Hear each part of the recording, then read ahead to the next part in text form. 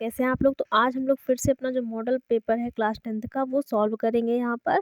और हम लोगों ने मॉडल पेपर का एक पार्ट कर लिया था जिसमें हम लोगों ने जो 20 आप लोगों के एमसीक्यू क्वेश्चन आते हैं मॉडल पेपर और आपकी जो एग्जैक्ट आप लोगों का पेपर होता है उसमें उस वो सारे क्वेश्चन जो है हम लोगों ने सॉल्व कर लिए थे। तो ये जो सारी चीज़ें हैं वो हम लोगों ने कर ली थी। यहाँ से हम लोगों ने स्टार्ट किया था और ये जितने भी एमसीक्यू क्वेश्चन हैं खंड आ में ये सारे हम लोगों ने कर लिए थे। आज हम लोग खंड बा करेंगे जिसमें अति लघु और लघु उत्तरीय जो प्रश्न उत्तर है उनको हम लोग जो है विद उत्तर जो आंसर है उसके साथ यहाँ पर जो है सॉल्व करने वाले हैं। तो अगर आप लोगों ने इसके पहले की क्लास नहीं देखी है तो प्लेलिस्ट में जाइए, विजिट करिए, आप लोगों को क्लास मिल जाएगी। अगर चैनल को सब्सक्राइब नहीं किया तो सब्सक्राइब कर लीजिए, बेल आइकन को प्रेस कर लीजिएगा ताकि आप लोगों को जो क्लासेस हैं वो समय पर मिलती रहे और आप लोगों का जो एग्ज़ाम है वो बहुत अच्छा हो, क्योंकि यहाँ पर आप लोगों को एग्ज़ाम से रिलेटेड सारी चीज़ें करवाई जा रही है। मॉडल पेपर भी करवाए जा रहे हैं, वो भी एनसीईआरटी के बेस पर सब कुछ यहाँ पर आप लोगों को कवर करवाया जा रहा है। और इसके पहले की सारी थ्योरी जो क्लासेस है चैप्टर वाइज आप लोगों को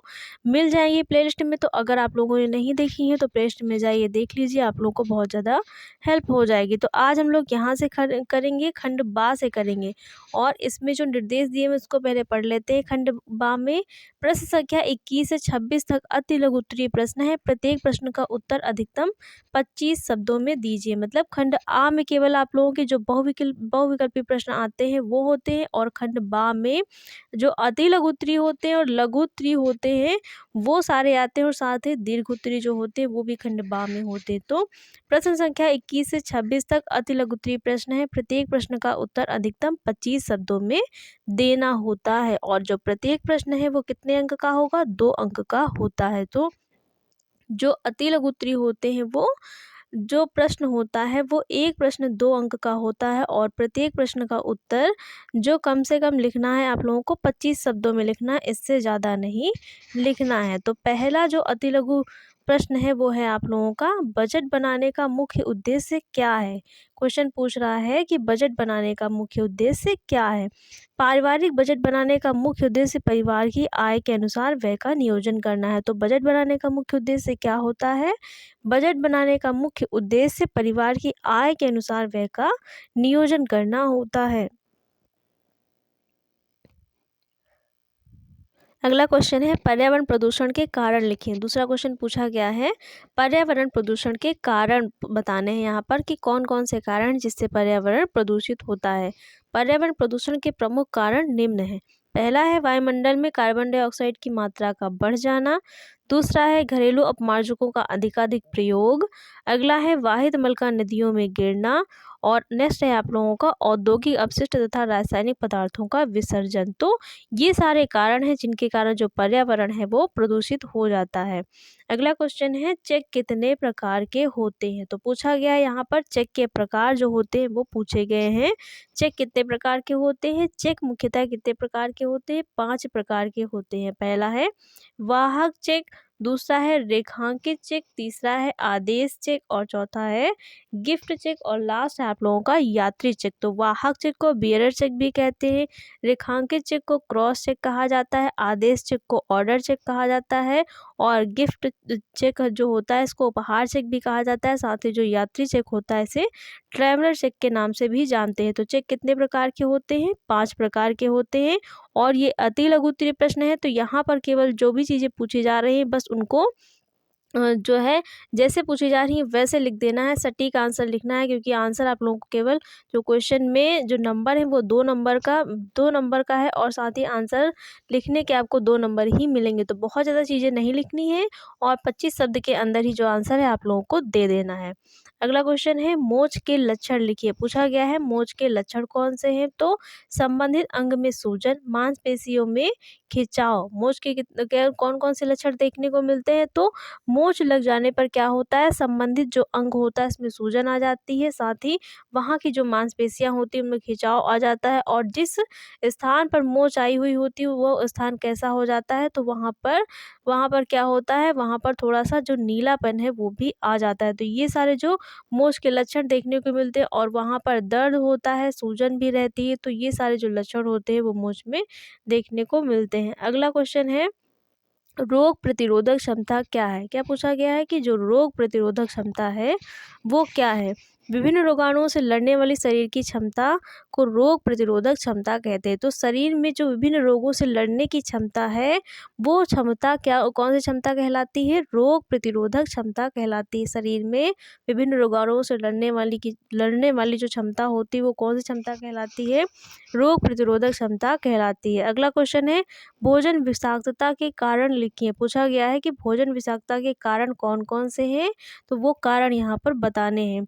सामान्य रूप से भोजन बासी होने पर कुछ जीवाणुओं, कवक आदि के समावेश से, कुछ विषैली वनस्पतियों के समावेश से, बिना कलई के बर्तनों में खट्टे भोज्य पदार्थों को रखने से तथा कीटनाशक दवाइयों के संपर्क से विषाक्त हो जाता है। तो ये सारे जो कारण हैं वो भोजन विषाक्तता के कारण हैं। मतलब सामान्य रूप से बासी हो जाने पर भोजन विषाक्त हो जाता है और उसमें जीवाणु, कवक आदि के समावेश से, कुछ विषैली वनस्पतियों के समावेश से भी जो भोजन होता है वो विषाक्त हो जाता है। इसके साथ जो बिना कलई के जो बर्तन होते हैं उन बर्तनों में अगर खट्टे भोज्य पदार्थों को रख दिया जाए, साथ ही कीटनाशक दवाइयों के संपर्क में आने से जो भोजन है वो विषाक्त हो जाता है। तो ये सारे जो कारण हैं वो भोजन को विषाक्त बनाने के कारण है या भोजन विषाक्तता के कारण है। अब यहाँ से हम लोगों के जो लघु उत्तरीय प्रश्न है वो स्टार्ट होंगे। अति लघु हम लोगों ने कर लिए हैं। प्रश्न संख्या 27 से 31 तक लघु उत्तरीय प्रश्न है। प्रत्येक प्रश्न का जो अधिकतम उत्तर है वो 50 शब्दों के अंतर्गत लिखना है और प्रत्येक प्रश्न जो है वो यहाँ पर 4 अंक का है आप लोगों का। तो एक प्रश्न के 4 अंक निर्धारित किए गए हैं लघु उत्तरीय के, और अति लघु जो था वो एक प्रश्न 2 नंबर का था, जिसमें पहला क्वेश्चन है, घर में सिलाई करने से क्या लाभ है। पहला क्वेश्चन कौन सा है? घर में सिलाई करने से क्या लाभ है? तो घर पर सिलाई करने के निम्नलिखित लाभ हैं। घर पर स्वयं वस्त्रों की सिलाई करने से धन की बचत होती है। घर पर स्वयं सिलाई करने से वस्त्र शीघ्र ही सिलकर तैयार हो जाते, अतः समय की भी बचत होती है। अगला है, कपड़े की बचत होती है और साथ ही कपड़े का जो सदुपयोग है वो किया जा सकता है। अपनी रुचि एवं पसंद का डिज़ाइन बनाया जा सकता है। और लास्ट है आप लोगों का, घर पर वस्त्रों की सिलाई से विशेष प्रकार की संतोष एवं आनंद की प्राप्ति होती है। तो ये सारे जो लाभ हैं वो घर पर सिलाई करने से लाभ मिलते हैं। तो अगर क्वेश्चन में लाभ पूछे जाएंगे तो आप लोगों को इसी प्रकार से वहाँ पर आंसर करना होगा, क्योंकि यहाँ पर आप लोगों को जो लघु उत्तरीय प्रश्न है उसके केवल 4 अंक ही मिलने हैं। तो बहुत ज़्यादा नहीं लिखना है। 50 शब्द में कहा गया है तो 50 शब्द में ही आंसर लिखना है। ऐसा नहीं है कि पूरा 1 डेढ़ 2 पेज का जो आंसर है वो लघु उत्तरीय करना है। आप लोगों को 50 शब्द के अंदर ही आंसर करना है, क्योंकि वहाँ पर टाइम मैनेजमेंट आप लोगों को बना करके चलना होता है। अगर एक ही क्वेश्चन पे बहुत ज़्यादा टाइम दे देंगे तो आप लोगों का जो पेपर है वहाँ पर जो क्वेश्चन पेपर में वो छूट जाएंगे और आप लोगों का जो पेपर है वो पूरा सॉल्व भी नहीं हो पाएगा। तो आंसर उसी प्रकार से लिखिए जिस प्रकार से नंबर जो फ्रेम है वो क्वेश्चन के, और साथ ही जितने शब्दों में बोला गया उतने ही शब्दों के अंदर आप लोगों को वहाँ पर भी आंसर लिखना होगा। अगला क्वेश्चन है, जल के कार्य लिखिए। क्या पूछा गया है? जल के कार्य पूछे गए हैं। तो जल के कार्य यहाँ पर लिखना है। जल के निम्नलिखित कार्य हैं। घरेलू कार्यों में विभिन्न कार्य जैसे खाना पकाने, कपड़े धोने, घर की सफाई व स्नान के लिए जो जल होता है वो आवश्यक होता है। औद्योगिक कार्यों में लौह इस्पात, कागज, वस्त्र आदि उद्योग में जल जो है वो भी उपयोगी होता है। कृषि कार्यों में विभिन्न फसलों एवं फल सब्जियों के उत्पादन में जल महत्वपूर्ण भूमिका निभाता है। तो जो जल होता है इन सब चीज़ों के अलावा कृषि कार्यों में फल सब्जियों को उगाने में भी महत्वपूर्ण भूमिका निभाता है। व्यवसाय में विभिन्न व्यवसाय जैसे अस्पताल, डेयरी एवं होटल आदि में भी जल का जो प्रयोग है वो होता है। जनहित कार्यों में शहर की स्वच्छता, अग्निशमन सेवाओं आदि क्षेत्रों में जल की आवश्यकता होती है। शारीरिक कार्यों में सुचारू पाचन, शरीर के तापक्रम को संतुलित रखने के साथ साथ विभिन्न बीमारियों में जल का महत्व सर्वव्यापी है। तो जल जो है विभिन्न क्षेत्रों में उपयोगी होता है और साथ ही बहुत सारे कार्यों में जल की आवश्यकता होती है, और एक व्यक्ति के प्रतिदिन के जितने भी कार्य होते हैं लगभग उन सब में जल की आवश्यकता होती है। तो जल जो है वो हमारे जीवन में बहुत ही महत्वपूर्ण स्थान रखता है। अगला क्वेश्चन है आप लोगों का, वृक्षारोपण से क्या लाभ है? पूछा गया है वृक्षारोपण से लाभ क्या क्या है। तो वृक्षारोपण से आशय वृक्ष उगाने से है। वृक्षारोपण से आशय क्या है कि वृक्षों को उगाया जाए, वृक्ष लगाए जाए। वर्तमान में तीव्र गति से बढ़ने प्रदूषण पर रोक लगाने का एक प्रमुख उपाय वृक्षारोपण है। तो वर्तमान में जो तीव्र गति से प्रदूषण बढ़ रहा है, उस प्रदूषण पर रोक लगाने का सबसे एक प्रमुख और अच्छा उपाय क्या है कि अधिक से अधिक जो वृक्ष हैं वो लगाए जाएं। वृक्षारोपण से निम्न लाभ हैं। वायु के शुद्धिकरण में पेड़ पौधों की महत्वपूर्ण भूमिका होती है। जो वायु प्रदूषित हो जाती है उसको शुद्ध करने में सबसे महत्वपूर्ण भूमिका कौन निभाता है? तो पेड़ पौधे निभाते हैं। पेड़ पौधे प्रकाश संश्लेषण की क्रिया द्वारा वायुमंडल से कार्बन डाइऑक्साइड ग्रहण करते हैं तथा ऑक्सीजन छोड़ते हैं, जो पर्यावरण को संतुलित रखने में विशेष रूप से सहायक है।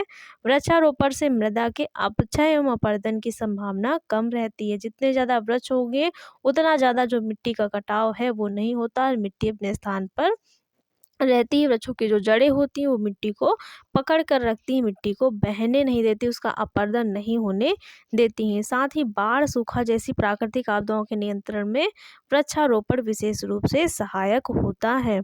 वृक्षारोपण से प्राकृतिक सौंदर्य बढ़ता है। जो वृक्ष है वो प्रकृति का सौंदर्य बढ़ाने में भी बहुत महत्वपूर्ण भूमिका निभाते हैं। वृक्षारोपण द्वारा शाकाहारी जंगली जंतु एवं पालतू पशुओं के भोजन की व्यवस्था भी होती है। तो वृक्ष जो है वो बहुत सारी जो महत्वपूर्ण भूमिकाएं हैं वो निभाते हैं। प्राकृतिक आपदाओं के नियंत्रण में भी सहायता करते हैं, प्राकृतिक सौंदर्य को बढ़ाने में भी सहायता करते हैं, बाढ़ एवं सूखा से जो राहत है वो भी प्रदान करने का काम करते हैं, और साथ ही जो शाकाहारी जंगली जंतु होते हैं, पालतू पशु होते हैं, उनकी भोजन के रूप में भी उपयोग में आते हैं। तो वृक्ष जो है बहुत सारा जो महत्वपूर्ण भूमिका है वो निभाते हैं। साथ ही वायुमंडल को प्रदूषण मुक्त बनाने का भी कार्य करते हैं, ऑक्सीजन प्रदान करते हैं और जो कार्बन डाइऑक्साइड है वो ग्रहण करते हैं। तो वृक्षों का जो लाभ है और साथ ही वृक्षों की जो भूमिका है वो बहुत महत्वपूर्ण है।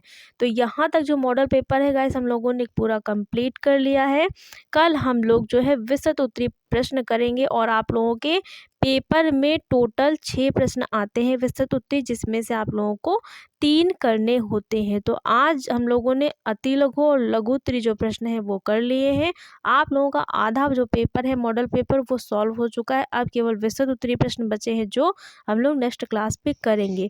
और गाइस यहाँ पर जो है नेटवर्क इशू बहुत रहता है, इसलिए आप लोगों की जो क्लासेस है वो अपलोड हो नहीं पाती हैं, बहुत टाइम लगता है, क्योंकि यहाँ पर ये गांव का एरिया है और यहाँ पर नेटवर्क की प्रॉब्लम बहुत रहती है। इसलिए आप लोगों की जो क्लासेस है वो बहुत ज़्यादा लंबी जो है अब जो नहीं हो पाती हैं, क्योंकि बहुत ज़्यादा टाइम लगता है उसको करने में और बहुत जो है मेहनत लगती है। ऊपर छत पे जा कर के अपलोड करना पड़ता है, नीचे तो नेटवर्क रहता नहीं सही से, इसलिए आप लोगों की जो क्लासेस है वो थोड़ा सा डिले होकर के मिलते हैं। लेकिन पूरी कोशिश की जाएगी कि आप लोगों के जो एग्ज़ाम है उसके पहले बहुत सारे आप लोगों को कम से कम 5 से 6 मॉडल पेपर जो है एक सब्जेक्ट के करवा दिए जाए, और जो प्रीवियस ईयर पेपर है एक वो भी आप लोगों को सॉल्व करवाया जाएगा, जिससे आप लोगों को ये आइडिया लग जाएगा कि आप लोगों का जो पेपर है उसमें कौन कौन से किस किस तरह के क्वेश्चन पूछे गए हैं और साथ ही किस तरीके से क्वेश्चन जो है पूछे जा सकते हैं। तो यहाँ पर बहुत ज़्यादा हेल्प होने वाली है आप लोगों को। जो मॉडल पेपर है बिल्कुल आप लोगों का जो पेपर का पैटर्न है उसी के अनुसार जो है मॉडल पेपर है वो देखने को मिलेगा। तो गाइस आप लोगों की क्लास कैसी लगी? अगर क्लास अच्छी लगी हो तो वीडियो को लाइक शेयर, चैनल को सब्सक्राइब करिएगा। Thanks for watching guys.